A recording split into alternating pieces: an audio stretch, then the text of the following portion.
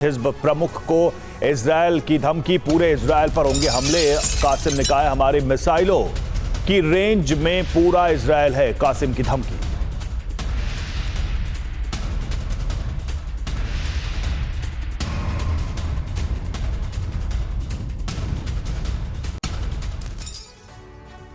और अमेरिका में ट्रंप सरकार की वापसी होते ही इजरायली प्रधानमंत्री ने अपने रक्षा मंत्री योव गैलेंट को बर्खास्त कर दिया, क्योंकि गैलेंट बाइडेन के करीबी थे और बाइडेन बेंजामिन के बीच गाजा युद्ध पर असहमतियों की लंबी लिस्ट है। हालांकि बेंजामिन के इस फैसले पर इजरायल में विरोध प्रदर्शन भड़क उठे हैं, लेकिन उन्होंने वॉर ब्लूप्रिंट के तहत यह फैसला लिया है। बेंजामिन का प्लान है ईरान और उसके प्रॉक्सी संगठनों की ताकत को खत्म करना। इस उद्देश्य को पूरा करने के लिए अमेरिका और इजरायल एक बड़ी जंग की तैयारी कर चुके हैं। देखिए क्या है गैलेंट को हटाने की वजह और कैसे इजरायल ईरान पर हमलों की योजना बना रहा है। अमेरिकी चुनाव में डोनाल्ड ट्रंप की जीत को अरब में युद्ध विराम और शांति के नए प्रयासों से जोड़कर देखा जा रहा है।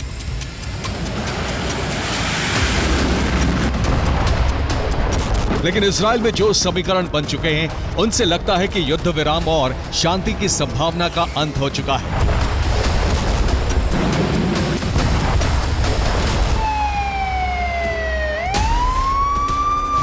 इजरायल के प्रधानमंत्री ने जो कदम उठाया है, उससे संकेत साफ है कि इजरायल लंबी जंग के लिए तैयार है, और वो भी तब तक जब तक अपने एक एक दुश्मन को शक्तिहीन न बना दे।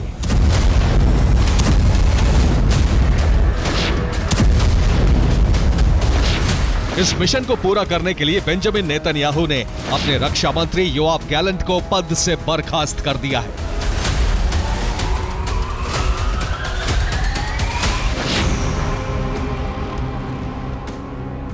इस बर्खास्तगी के पीछे बेंजामिन का प्लान है अरब में महासंग्राम छेड़ना।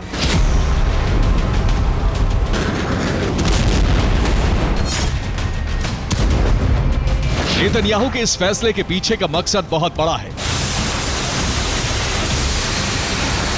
इसीलिए उन्होंने गैलेंट को हटाने के पीछे कई वजह बताई हैं।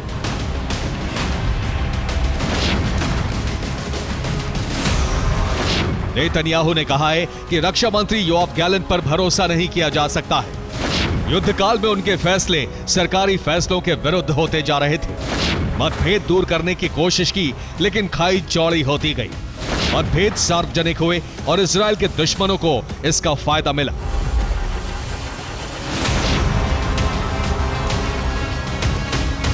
अब नेतन्याहू ने अपनी कैबिनेट में रक्षा प्रभार विदेश मंत्री रहे इजराइल काट्ज को सौंप दिया है।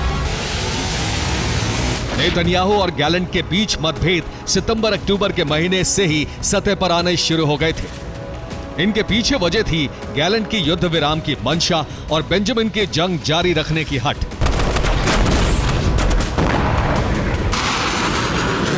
गैलेंट के साथ बेंजामिन के मतभेद कई मुद्दों को लेकर थे।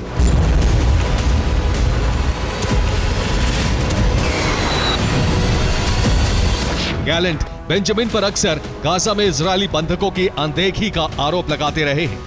इसके साथ ही 7 अक्टूबर के हमले की उच्च स्तरीय जांच पर गैलेंट का जोर था। बेंजामिन ने हमास के समूल नाश तक गाजा की जंग जारी रखने का ऐलान किया, लेकिन गैलेंट ने इसे मूर्खतापूर्ण फैसला कहा। नेसेत यानी इजरायली संसद की कमेटी में भी गैलेंट ने बेंजामिन के फैसले का विरोध किया। बंधकों की रिहाई के सौदे में बेंजामिन ने फिलाडेल्फी कॉरिडोर पर कब्जे की शर्त रखी। इस शर्त का गैलेंट ने विरोध किया और इसे युद्ध विराम में बाधक बताया। गैलेंट का कहना था कि हमास एक विचारधारा है, इसे खत्म नहीं किया जा सकता है।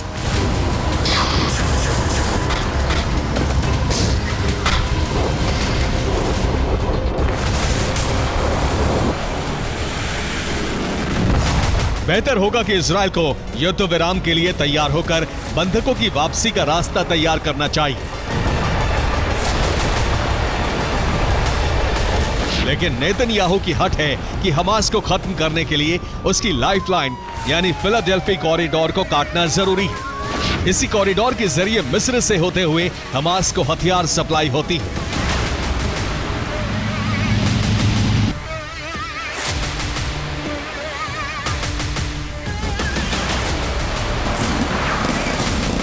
और गाजा पट्टी के राफा क्षेत्र में फिलाडेल्फी कॉरिडोर मिस्र से सटा हुआ है। इसकी लंबाई 14 किलोमीटर और चौड़ाई 100 मीटर है। यही कॉरिडोर मिस्र से हमास का कनेक्शन पॉइंट है। इसी फिलाडेल्फी कॉरिडोर के नीचे से होते हुए मिस्र की सीमा में हमास की सुरंगें जाती हैं। इन्हीं सुरंगों के जरिए हमास का बाहरी दुनिया से कनेक्शन होता है।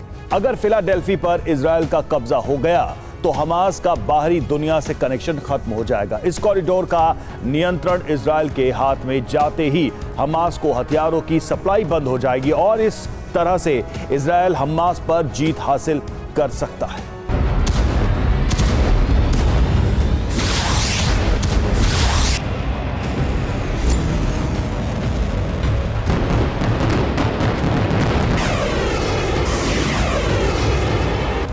नेतन्याहू ने अपने हठ को पूरा करने के लिए गैलेंट को कैबिनेट से बाहर कर दिया और अपने यस मैन कहे जाने वाले इजराइल काट्स को रक्षा मंत्रालय की जिम्मेदारी सौंप दी।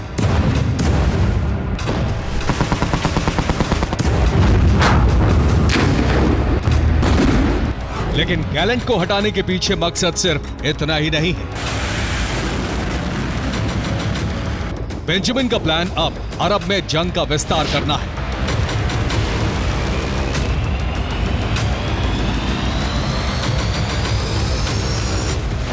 बेंजामिन नेतन्याहू हमास, हिजबुल्लाह और दूसरे प्रॉक्सी संगठनों का संपूर्ण विनाश चाहते हैं। इजराइल ने प्रॉक्सी के सिर यानी ईरान पर हमले की तैयारी की है। बेंजामिन का प्लान है कि ईरानी मिसाइल स्टोरेज और मिसाइल प्रोडक्शन सेंटरों पर हमले किए जाएं। इसके साथ ही ईरान के हथियार सप्लाई रूट को काटकर प्रॉक्सी की हथियार आपूर्ति ठप कर दी जाए।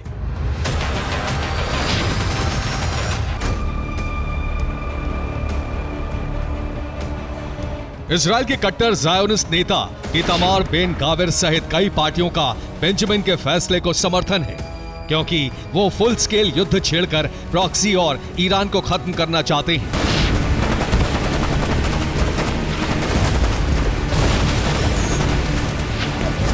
इसीलिए माना जा रहा है कि ईरान के साथ जंग की तैयारी हो चुकी है और अब लंबी जंग चलनी तय है।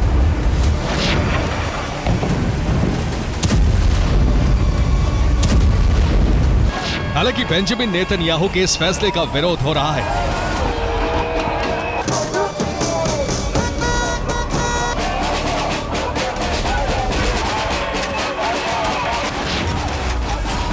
प्रदर्शनकारियों ने तेल अवीव में हाईवे जाम कर दिया और नेतन्याहू के घर का घेराव करके बीबी इज अ ट्रेटर के नारे लगाए जा रहे हैं।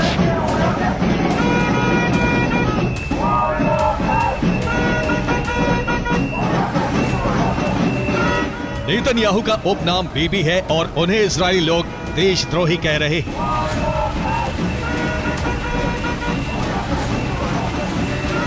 बंधकों के परिवारों का आरोप है कि बेंजामिन ने अपनी सरकार बचाने और युद्ध को लंबा खींचने के लिए गैलेंट को हटाया है।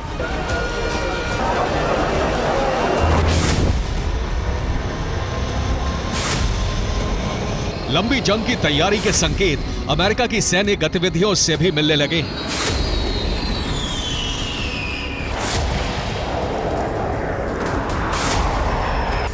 अमेरिका के 6 B-52 परमाणु बॉम्बर कतर पहुंच चुके हैं। ये उनकी सैटेलाइट तस्वीरें हैं जो अल उदैद बेस पर तैनात हो चुके हैं।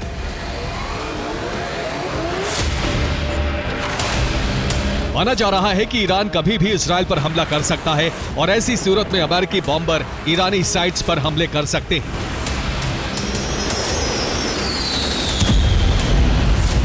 इसके साथ ही अमेरिका ने अपनी परमाणु शक्ति का प्रदर्शन करने का फैसला लिया है।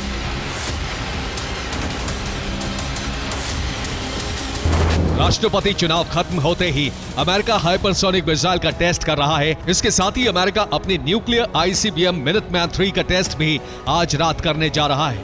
ट्रंप ने कहा है कि हम ईरान को परमाणु शक्ति नहीं बनने देंगे।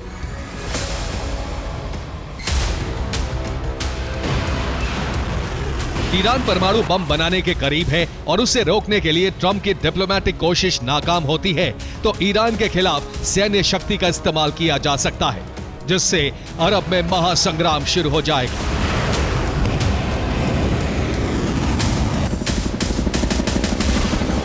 Bureau report, TV9, Bharatvarsh.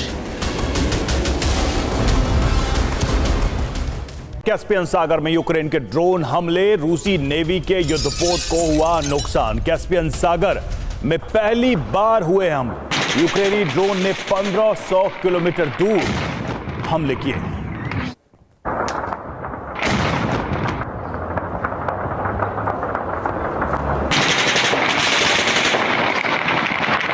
का ये ड्रोन अटैक, तस्वीरों में आप देख सकते हैं किस तरह से युद्धपोत को काफी नुकसान पहुंचा है इस ड्रोन हमले में। और अमेरिका में राष्ट्रपति चुनाव नतीजों की ओर बढ़ रहा था और रूसी मिसाइलें यूक्रेन की धरती की ओर। अमेरिका में नतीजों के दिन पुतिन की सेना ने यूक्रेन में भीषण तबाही मचाई। यूक्रेन के ज़ैपोरिज़िया पर सबसे बड़ा मिसाइल हमला किया गया। ऐसे में सवाल है कि ट्रंप की जीत के साथ यूक्रेन रूस युद्ध का भविष्य क्या होगा। इस युद्ध के समाधान का वादा ट्रंप अपने चुनाव प्रचार में कर चुके हैं और दावा है कि उन्होंने इस मामले में पुतिन के साथ संपर्क भी साधा था। अब ट्रंप का राष्ट्रपति बनना तय हो चुका है। क्या रूस और यूक्रेन के युद्ध का समाधान होने जा रहा है या फिर जंग तेज करने के लिए यूक्रेन को हथियारों की बड़ी आपूर्ति होने वाली। अमेरिका का जनादेश मिलने के बाद जब ट्रंप पोडियम पर खड़े हुए तो उस पर लिखा था ट्रंप विल फिक्स इट, यानी ट्रंप सब ठीक करने के लिए सत्ता में लौटे। बहुमत मिलते ही ट्रंप को दुनिया भर के राष्ट्राध्यक्षों के बधाई संदेश मिलने लगे।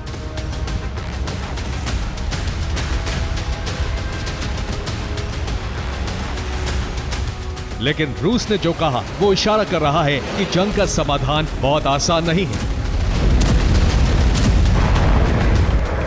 क्रेमलिन के प्रवक्ता दिमित्री पेस्कोव ने कहा है कि ट्रंप को राष्ट्रपति व्लादिमीर पुतिन बधाई देंगे, ये साफ नहीं है। लोगों को नहीं भूलना चाहिए कि अमेरिका हमारा दुश्मन देश है।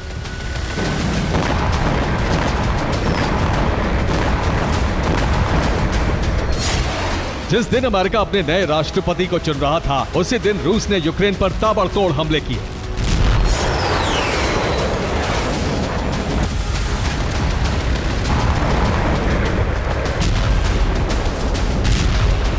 रूसी मिसाइल और ड्रोन फोर्सेस ने ईस्टर्न फ्रंट लाइन से लेकर यूक्रेन के कई शहरों पर बारूद की बरसात की है।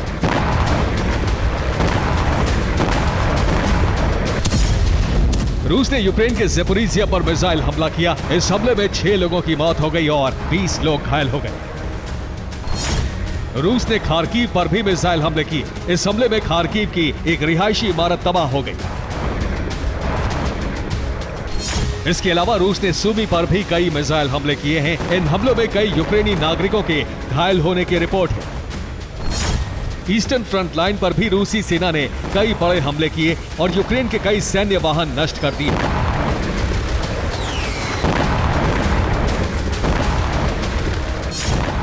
रूस ने यूक्रेन के सैनिकों को गिरफ्तार किया और आरोप है कि यूक्रेन के 6 युद्धबंदियों की गोली मारकर हत्या कर दी गई।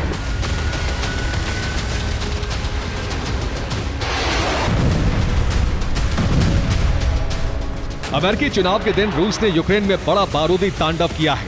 अब सरकार बनते ही ट्रंप के सामने चुनौती होगी कि वो युद्ध का समाधान कैसे कराएंगे।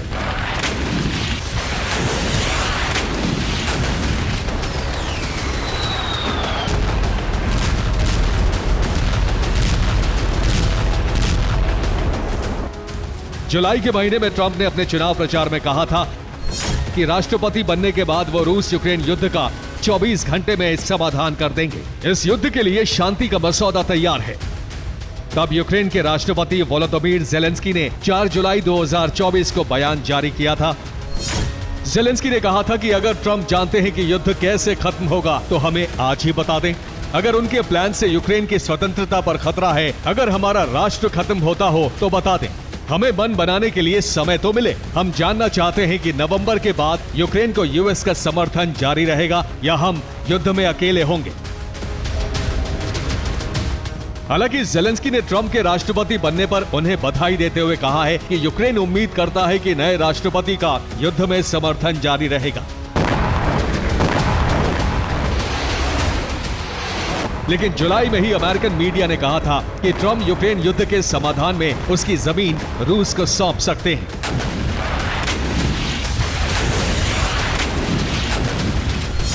रूस ने यूक्रेन के 65,400 वर्ग किलोमीटर क्षेत्र पर कब्जा कर लिया है। यूक्रेन के Crimea, Luhansk, Zaporizhzhia, Donetsk, Kherson प्रांतों के कई शहरों पर रूस का कब्जा है। ट्रंप पुतिन को जीते हुए इलाके का कुछ हिस्सा देने का प्रस्ताव रख सकते हैं। जीते हुए इलाके के कुछ हिस्से पुतिन छोड़ने पर सहमत हो सकते हैं।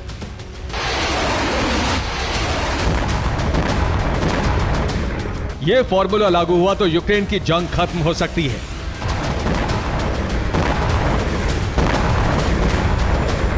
लेकिन यूक्रेन अपने इलाके छोड़ने को तैयार नहीं है और इसीलिए यूक्रेन ने कुर्स्क की जंग तेज कर दी है।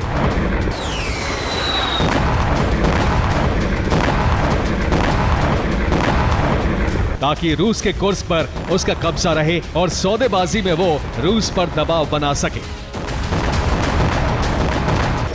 यूक्रेन ने कुर्स्क के 1100 वर्ग किलोमीटर क्षेत्र पर कब्जा कर रखा है। अब इस कब्जे को बनाए रखने के लिए उसने गाइडेड बमों का इस्तेमाल शुरू कर दिया है।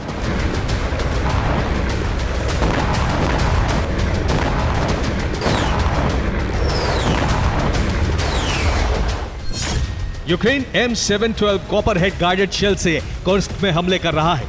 ये शेल्स 1995 तक अमेरिका इस्तेमाल करता था। अब अमेरिका में भी इनका प्रोडक्शन बंद है। रिपोर्ट है कि यूक्रेन को 20,000 कॉपरहेड गाइडेड शेल्स दिए गए हैं। इनसे ही यूक्रेन रूसी मोर्चों पर हमले कर रहा है। यूक्रेन ने दावा किया है कि 6 नवंबर को कुर्स्क में रूस के 717 सैनिकों को युद्धबंदी बनाया गया है। यूक्रेन के राष्ट्रपति ज़ेलेंस्की मान रहे हैं कि ट्रंप के सत्ता में आने के बाद यूक्रेनी समर्थन पर अमेरिका का रुख बदलने वाला है।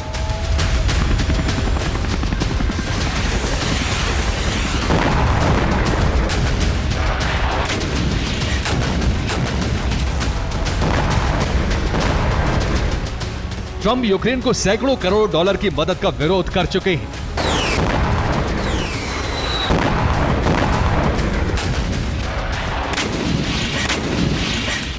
अब अगर ट्रंप युद्ध के समाधान में यूक्रेन की जमीन रूस को सौंपने का प्रस्ताव रखते हैं तो यूक्रेन कुर्स्क के जरिए मजबूत सौदेबाजी करने की मंशा में है।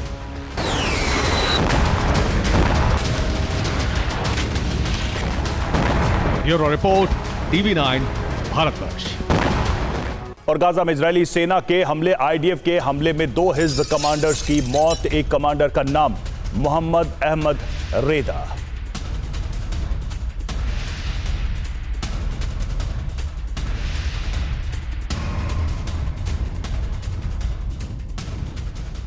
और रूस यूक्रेन जंग में नेटो की एंट्री होने की आशंका बहुत बढ़ गई है। कुर्स्क में यूक्रेनी फोर्स बुरी तरह से घिर गई है। उत्तर कोरिया के सैनिक यूक्रेनी जवानों का संहार कर रहे हैं। ऐसे में अब माना जा रहा है कि कुर्स्क में फंसी यूक्रेनी सेना को निकालने के लिए नेटो न सिर्फ अपनी सेना उतार सकता है बल्कि रूस पर हमले भी कर सकता है। अगर ऐसा हुआ तो रूस और नेटो में सीधा युद्ध शुरू हो जाएगा। कुर्स्क रण महायुद्ध का कारण बन सकता है।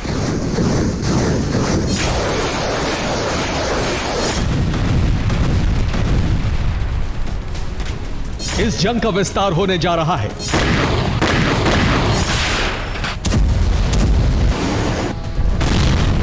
इस जंग की वजह से परमाणु विनाश का खतरा बढ़ गया है। कुर्स्क में यूक्रेन को बचाने के लिए नेटो की सेना जंग में उतरने जा रही है।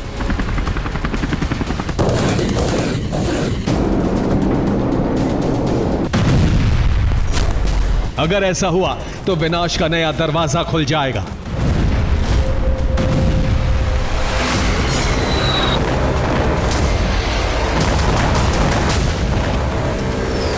कुर्स्क में यूक्रेनी फोर्स चारों तरफ से घिर गई है। यह घेराव उत्तर कोरिया के सैनिकों ने किया है।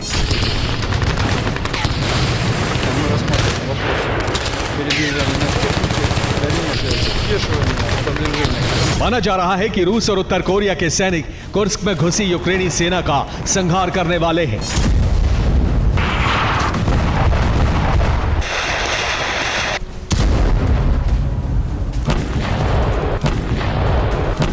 यूक्रेन की इस सेना को कुर्स्क से रेस्क्यू करने के लिए नेटो जंग में उतर सकता है।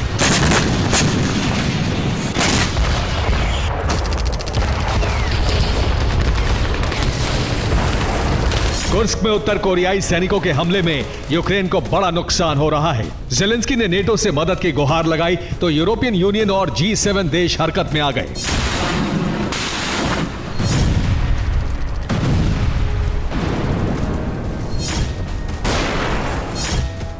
Australia, Canada, France, Germany, Italy, Japan, south Korea, New Zealand, Britain, America के विदेश मंत्री और यूरोपियन यूनियन के प्रतिनिधि जोसेफ बोरेल की मीटिंग हुई।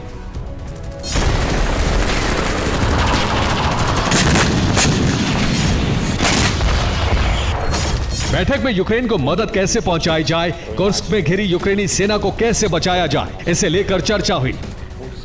मीटिंग में तय किया गया कि किम पुतिन के गठबंधन के खिलाफ यूक्रेन पर जो पाबंदियां लगाई गई थीं, उसे हटाना होगा।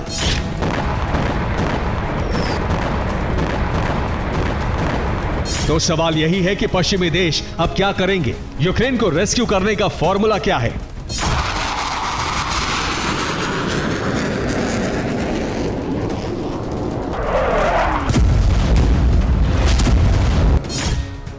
रिपोर्ट्स के मुताबिक नेटो यूक्रेन को नए मर्सिनरीज दे सकता है।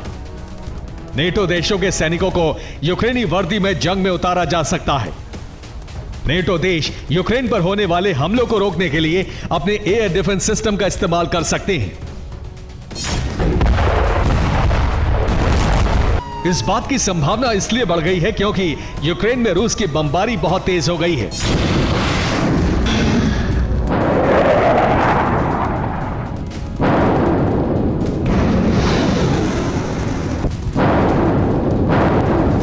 पोलैंड यूक्रेन में रूस के मिसाइल हमलों को रोकने के लिए बहुत पहले से ही राजी है, लेकिन अमेरिका ने अब तक उसे इसकी अनुमति नहीं दी है।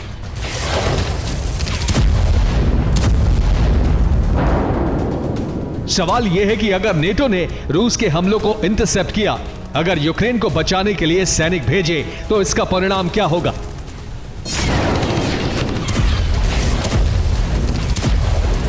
रक्षा विशेषज्ञों का कहना है कि नेटो का यह कदम महायुद्ध का कारण बन सकता है। Bureau report, TV9, Bharatvarsh. और हमास ने युद्ध विराम प्रस्ताव ठुकराकर बेंजामिन नेतन्याहू को गाजा में विध्वंस का एक और मौका दे दिया है। अब बेंजामिन की सेना ने हमले तेज कर दिए हैं। दूसरी तरफ गाजा भी युद्ध के विस्तार में जुट गया है। ईरान में हमास लड़ाकों को स्पेशल ट्रेनिंग दी जा रही है। साथ ही हमास में दूसरे प्रॉक्सी गुटों के लड़ाके शामिल हो रहे हैं। यानी आने वाले वक्त में हमास फिर से एक्टिव होकर इजरायल में भारी तबाही मचा सकता है। लेकिन इजरायल ऐसा होने से पहले ही गाजा को कब्रिस्तान बनाने की कसम खा चुका है। लेबनान में ग्राउंड ऑपरेशन चल रहा है।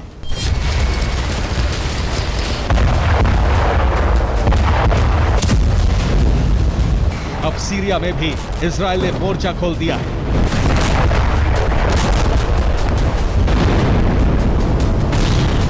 इसी बीच गाजा ने युद्ध विराम ठुकराया तो इजरायल और हिंसक हो उठा है। उसने गाजा में ग्राउंड ऑपरेशन का विस्तार कर दिया है।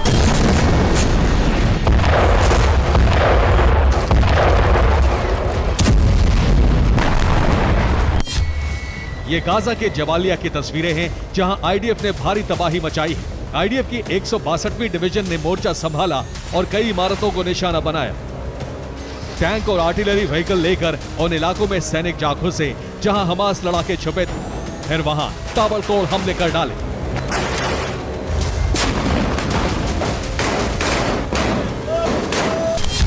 आईडीएफ का दावा है कि ग्राउंड ऑपरेशन में 100 हमास लड़ाके मार गिराए गए, जबकि 700 से ज्यादा गिरफ्तार कर लिए गए। इस दौरान भारी तादाद में हथियार मिले जिन्हें नष्ट कर डाला गया। इसके अलावा उन कंपाउंड को विस्फोटक से उड़ा दिया गया जहां हथियार रखे गए थे।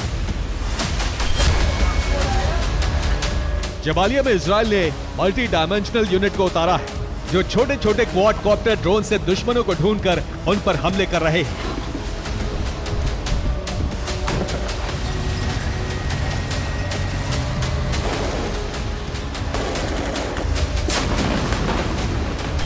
पेंटागन की रिपोर्ट है कि हमास अब नए लड़ाकों को ट्रेनिंग दे रहा है, जिन्हें हथियार बनाने और उन्हें चलाने की ट्रेनिंग के लिए ईरान भेजा है, जहां IRGC के वॉर सेंटर में उन्हें ट्रेनिंग दी जा रही है। यही वजह है कि ट्रेनिंग लेकर लौटे हमास लड़ाके पहले से ज्यादा खतरनाक हो चुके हैं। अब वो पूरी प्लानिंग से हमले कर रहे हैं। कई जगहों पर आईडीएफ सैनिकों पर भारी भी पड़े। ये तुलकारम से आया वीडियो है, जिसमें देखिए कैसे D9 बुलडोजर को हमले में उड़ा दिया गया। इसके अलावा कई आईडीएफ सैनिकों को मार गिराने का दावा भी हमास ने किया है।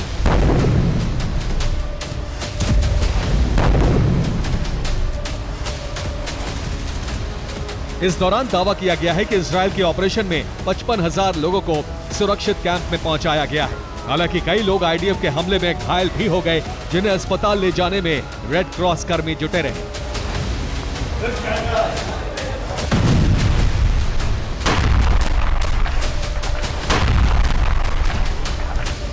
इस दौरान भी आईडीएफ के हमले जारी रहे। आईडीएफ ने कहा है कि उसने पिछले 1 महीने में 100 से ज्यादा हमास लड़ाकों को मार गिराया है, जबकि सैकड़ों लड़ाके पकड़े हैं, जिनमें से कई लड़ाकों को ईरान में ट्रेनिंग मिली है। यानी अब हमास फिर से एक्टिव होकर इजराइल पर हमले कर रहा है।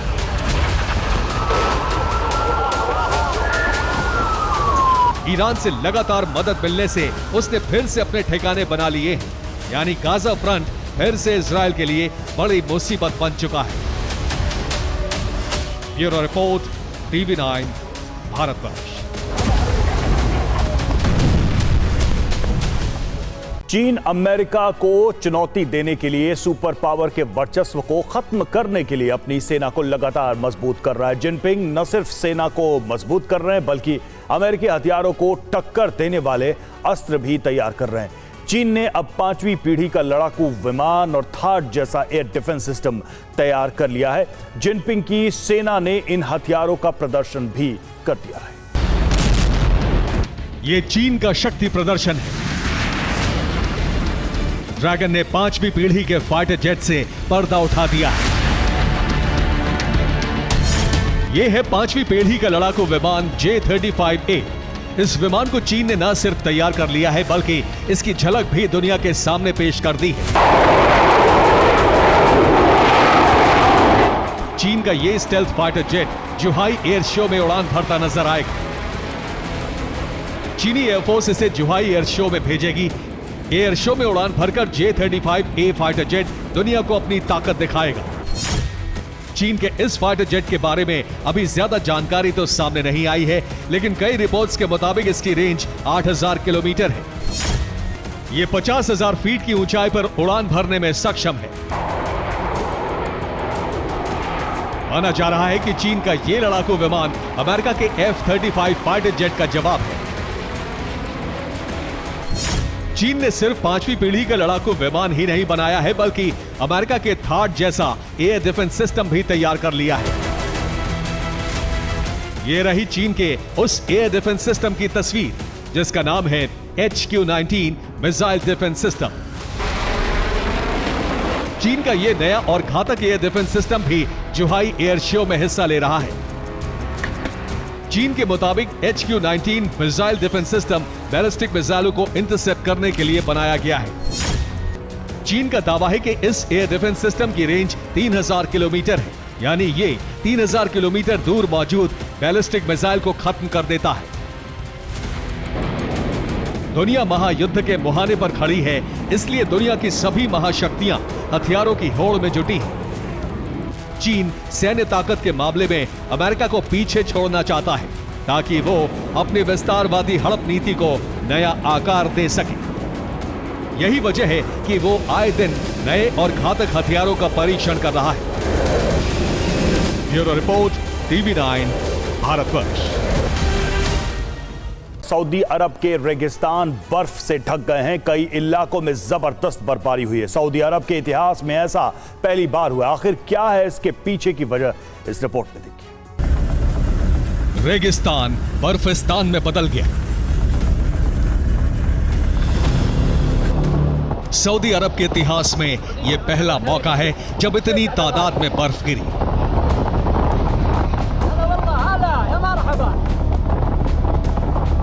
दूर तक रेत ही रेत दिखती थी, अब बर्फ ही बर्फ दिख रही है।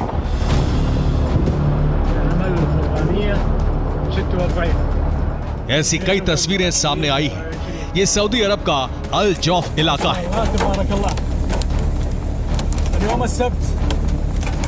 जहां रेत के टीले पूरी तरह से बर्फ से पट गए हैं। सड़कों पर कई फीट तक बर्फ जम गई है।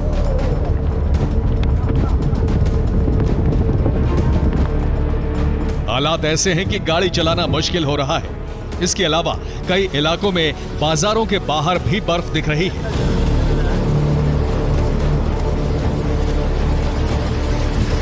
इस तस्वीर में देखिए, दूर तक सिर्फ बर्फ दिख रही है। रेत उसके नीचे दब गई है।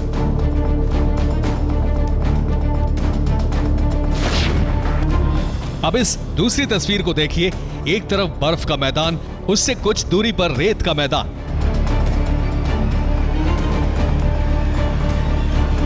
अब इस तीसरी तस्वीर को देखिए, रेत के मैदान में घूमने वाले ऊंट बर्फ के मैदान में घूम रहे हैं।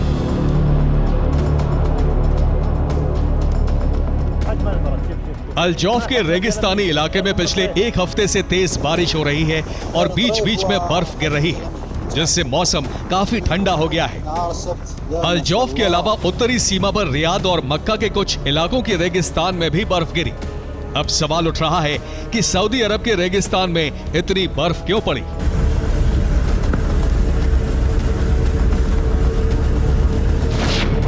मौसम वैज्ञानिक इसके लिए जलवायु परिवर्तन को जिम्मेदार मानते हैं। इतनी ज्यादा बर्फबारी अरब सागर से ओमान तक बने लो प्रेशर सिस्टम की वजह से हुई है। लो प्रेशर की वजह से नमी से भरी हवाएं ऐसे इलाके में आ गईं जो आमतौर पर सूखे के लिए जाना जाता है। इसी वजह से सऊदी अरब के कई इलाकों में बारिश के साथ ओले गिरने लगे।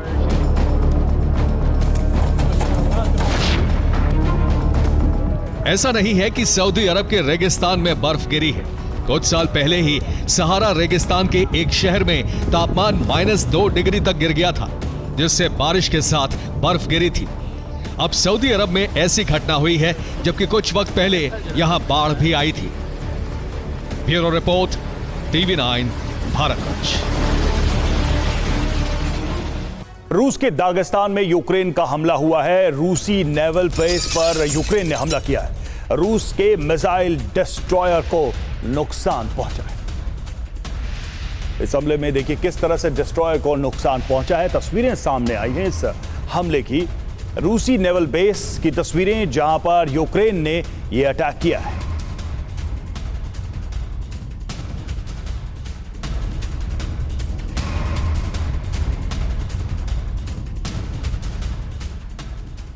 इजराइल हिजबुल्लाह का वजूद मिटाना चाहता था। हिजबुल्लाह की लीडरशिप के खात्मे के साथ यह माना जा रहा था कि अब हिजबुल्लाह इतना कमजोर हो चुका है कि वो इजराइल पर हमला नहीं कर सकता, लेकिन यह मान्यता गलत साबित हुई। हिजबुल्लाह 15 दिन के अंदर न सिर्फ ताकतवर हो गया है, बल्कि इजरायली धरती को नए सिरे से दहलाना शुरू कर चुका है। हिजबुल्लाह के नए चीफ नईम कासिम की रणनीति कारगर साबित हो रही है। सवाल यह है कि आखिर नईम कासिम ने हिजबुल्लाह को फिर से शक्तिशाली बनाने के लिए क्या किया?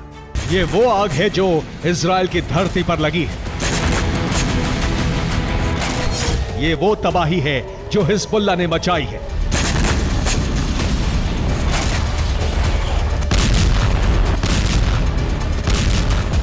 इजराइल के आधा दर्जन शहर, 1 दर्जन सैन्य बेस इसी तरह दहल रहे हैं।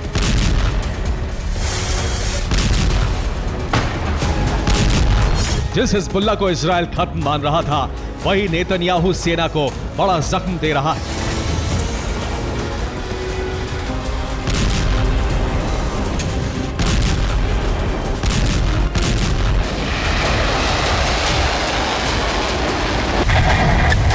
इजरायली शहरों में ये रॉकेट और ड्रोन हमले इस बात की गवाही दे रहे हैं कि हिजबुल्लाह फिर से शक्तिशाली हो गया है।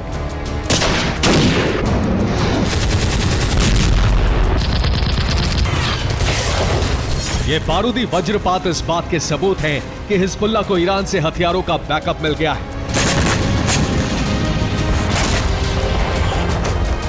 यही वजह है कि नईम कासिम के लड़ाके इजराइल के खिलाफ बारूदी गर्जना कर रहे हैं। नेतृत्व विहीन हुए हिजबुल्लाह के लड़ाकों को नया लीडर मिला तो वो एकजुट होकर हमला करने लगे।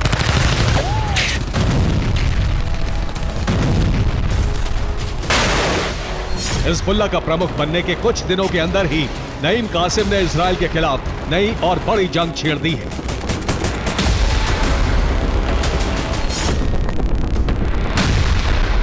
नई कासिम ने हमले की जो रणनीति बनाई है वो कामयाब हो रही है। इजरायली एयर डिफेंस हिजबुल्लाह के हमलों को रोक नहीं पा रहे।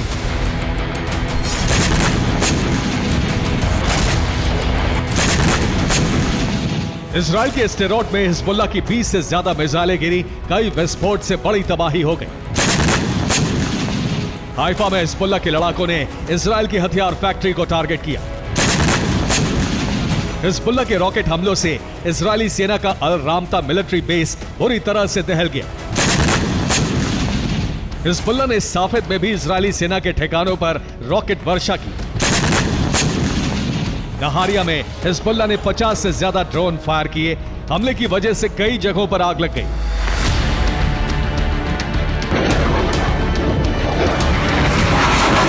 हिजबुल्लाह के हमलों की वजह से नहारिया से लेकर हाइफा और साफेद में आपातकाल घोषित करना पड़ा। जान बचाने के लिए लोगों को बंकर में शरण लेनी पड़ी।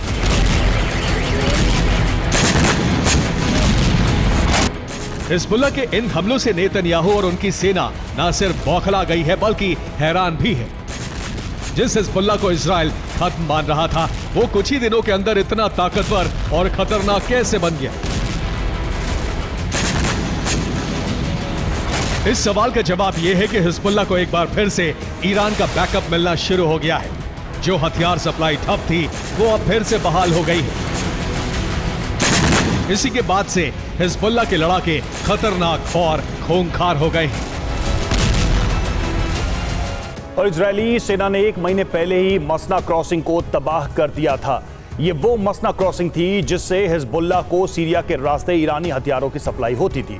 मसना क्रॉसिंग तबाह होने के साथ ही हिजबुल्लाह को काफी दिनों तक ईरानी हथियारों की सप्लाई ठप रही, लेकिन अब हिजबुल्लाह के नए चीफ ने हथियार सप्लाई का नया रूट तैयार कर लिया है।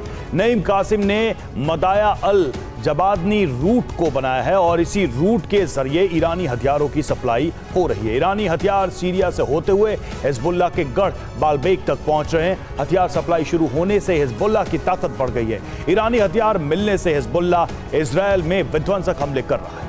हिजबुल्लाह के हमलों को इजराइल रोक नहीं पा रहा है, लिहाजा बौखलाई आईडीएफ ने भी लेबनान में हमले तेज कर दिए हैं।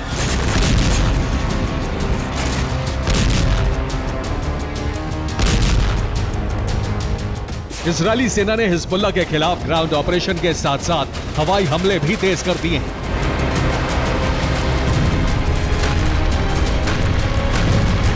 आईडीएफ अब दक्षिणी लेबनान के उन शहरों पर हमले कर रही है जहां हिजबुल्लाह के सीक्रेट ऑपरेशन बेस है।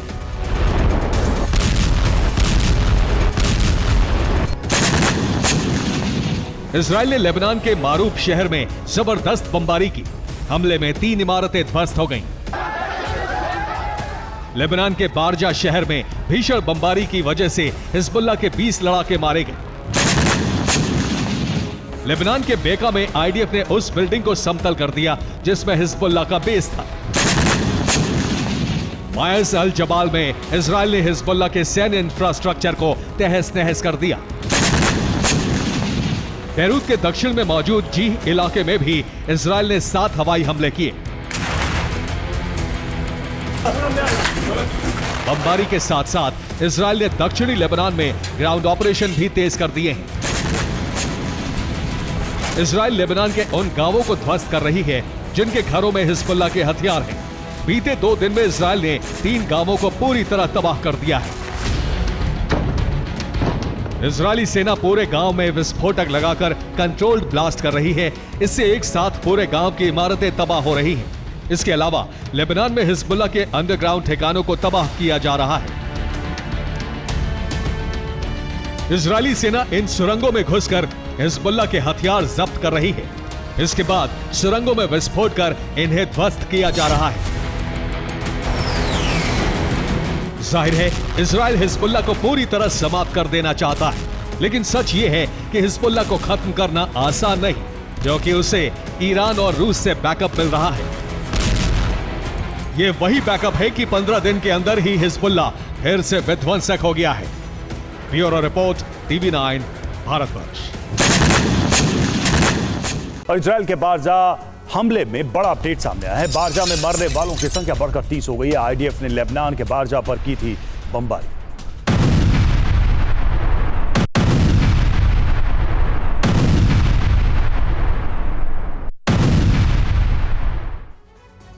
लेबनान में हमले के साथ इजराइल सीरिया में भी विध्वंसक हो चुका है। पिछले 2 दिनों से सीरिया के कई इलाकों पर बम गिराए जा रहे हैं। हिजबुल्लाह और दूसरे प्रॉक्सी संगठनों के ठिकाने तबाह किए जा रहे हैं, क्योंकि ईरान ने नया ब्लूप्रिंट तैयार किया है जिससे ईरानी प्रॉक्सी इजरायल की घेराबंदी करके बड़ा हमला करने की तैयारी में है, जिसके लिए सीरिया को बेस बनाया गया है। लेकिन इजरायल ने खामनेई के प्लान को रौंदने के लिए हमले शुरू कर दिए हैं। अब सीरिया अरब में युद्ध का नया एपिसेंटर बन गया। लेबनान ही नहीं, अब इजरायल का टारगेट सीरिया भी है, इसलिए सीरिया पर ताबड़तोड़ हमले किए जा रहे हैं।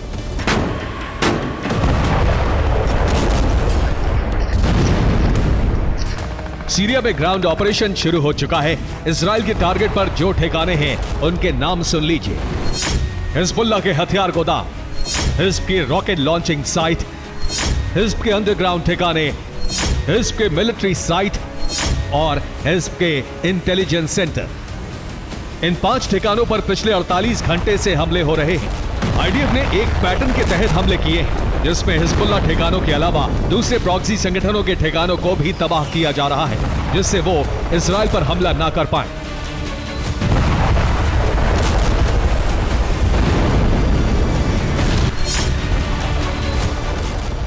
लगातार ग्राउंड ऑपरेशन तेज हो रहा है। ईरानी प्रॉक्सी के खिलाफ ऑपरेशन का विस्तार किया गया है। जब से ग्राउंड ऑपरेशन शुरू हुआ है, तब से सीरिया में 3 बड़े हमले हो चुके हैं। इजरायली एयरफोर्स ने सीरिया के अल कसार में बमबारी की, बंकर बस्टर बम से कई ठिकानों को ध्वस्त कर दिया। हमले इतने जबरदस्त थे कि एक के बाद एक 5 धमाके सुने गए। मोसाद को लगातार आईडीएफ से इनपुट मिल रहा है, जिससे सीरिया में मौजूद लेबनान के नेटवर्क को ध्वस्त किया जा सके। सबसे पहले दमिश्क को टारगेट किया जा रहा है और इसके अलावा लेबनान बॉर्डर पर बने हिजबुल्लाह ठिकाने भी टारगेट पर हैं। एक दिन पहले ही इजरायल ने सीरिया में हिजबुल्लाह का इंटेलिजेंस सेंटर हमले में उड़ा दिया, जहां आईडीएफ को भारी मात्रा में हथियार भी मिले। इसके अलावा ऐसे सबूत हाथ लगे हैं जिससे साबित होता है कि इजरायल पर बड़े हमले की तैयारी थी।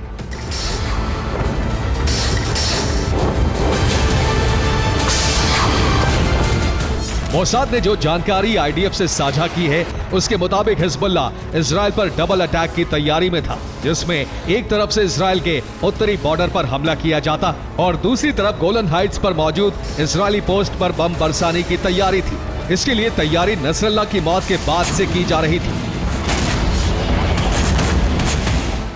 हिजबुल्लाह का नया चीफ नईम कासिम आईआरजीसी के सीधे संपर्क में है। आईआरजीसी की तरफ से ईरानी प्रॉक्सी को लगातार कमांड दी जा रही है और हिजबुल्लाह को आईआरजीसी की तरफ से हथियार मुहैया कराए जा रहे हैं। नईम कासिम की मदद के लिए इराक में सक्रिय कताइब हिजबुल्लाह ने ऐलान कर दिया है। उसी के जरिए सीरिया बॉर्डर से होते हुए हथियार लेबनान पहुंचाए जा रहे हैं। इसी वजह से मोसाद के एजेंट सीरिया और लेबनान में एक्टिव हो गए हैं। वो लगातार खुफिया इनपुट पहुंचा रहे हैं, जिसके बाद सीरिया लेबनान बॉर्डर पर निगरानी रखी जा रही है। चौकसी बढ़ा दी गई है। सर्विलांस ड्रोन बॉर्डर पर निगरानी रख रहे हैं। अगर जरा भी हलचल दिखाई दे तो तुरंत हमला कर दिया जाए।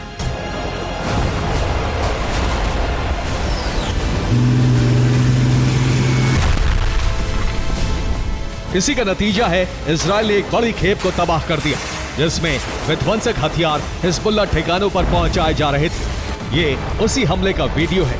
देखिए कैसे हथियारों से भरा ट्रक हमले में खाक हो गया।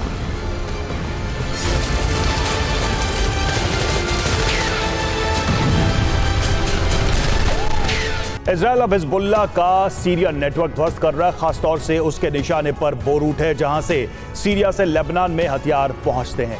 आईडीएफ ने सीरिया लेबनान बॉर्डर पर 5 ऐसे ट्रकों को निशाना बनाया जिसमें हाईटेक हथियारों की खेप मौजूद थी। इजरायल के लड़ाकू विमानों ने लेबनान सीरिया बॉर्डर के पास मौजूद याबोस शहर के पास ये हमला किया, जिसमें 5 ट्रक खाक हो गए और हथियार तबाह हो गए। दावा किया जा रहा है कि ये हथियार इराक में सक्रिय प्रॉक्सी संगठन कताइब हिजबुल्लाह ने भेजे थे, जो बेरूत में हिजबुल्लाह ठिकानों पर पहुंचने थे, लेकिन इजरायल ने कताइब का प्लान फेल कर दिया। इजरायल को खतरा 2 फ्रंट से है, जिसमें लेबनान में मौजूद हिजबुल्लाह साइट फिर से एक्टिव हो गए हैं। अब हिजबुल्लाह इजरायल के सैनिकों को लितानी नदी से पीछे ढकेलना चाहता है।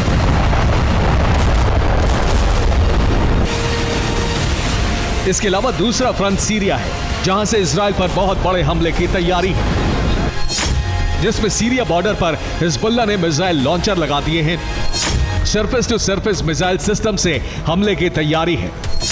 सीरिया से इजरायली सैन्य बेस और शहरों पर मिसाइल हमले का प्लान है।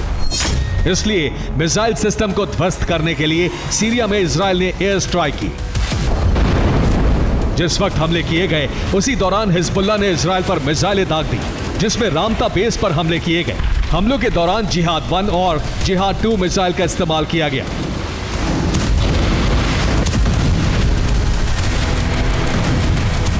इराक से भी कताइब हिजबुल्लाह ने ड्रोन हमले किए, जिन्हें इजरायल ने इंटरसेप्ट कर दिया।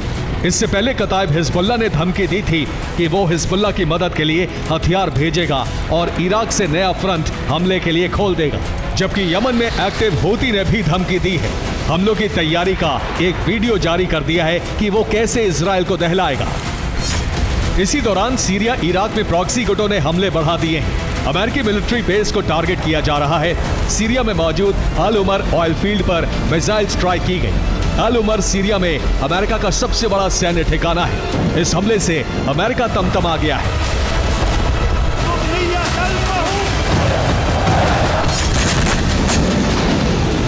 अब अमेरिका ने ईरानी प्रॉक्सी गुटों को धमकी दी है। अमेरिकी सैन्य ठिकानों पर किसी भी तरह का हमला बर्दाश्त नहीं किया जाएगा। अगर सीरिया इराक की जमीन का इस्तेमाल इजरायल पर हमले के लिए किया गया तो अमेरिका युद्ध में उतर सकता है। यानी अमेरिका को इस बात का अंदाजा है कि सीरिया इराक में मिलिशिया गुट एक्टिव हो चुके हैं, जो इजरायल की घेराबंदी करने में जुटे हैं।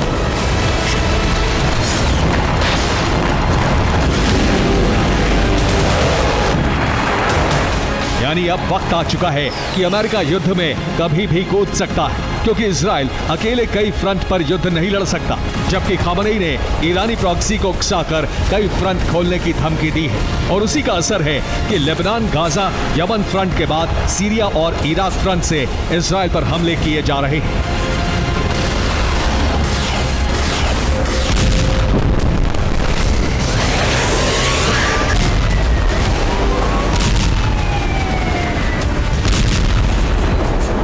Bureau report, TV9, Bharatvarsh.